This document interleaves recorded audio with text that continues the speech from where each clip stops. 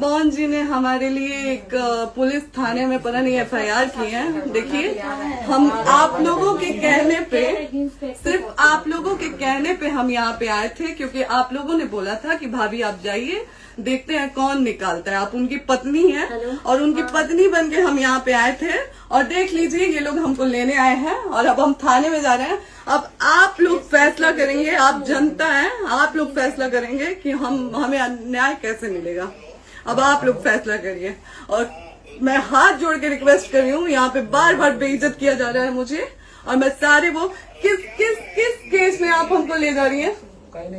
एक दिन मैडम, किस केस में आप लोग ले जा रहे हो? कोई केस नहीं, आप चल के बैठ के इंस्पेक्टर साहब ने थाने पे बुलाया है। आप तुमने जाके आप एक रीजन दीजिए हमें कि क्यों ले जा रही है। केस चल रहा है, दोनों तरफ से चल रहा है, ठीक है?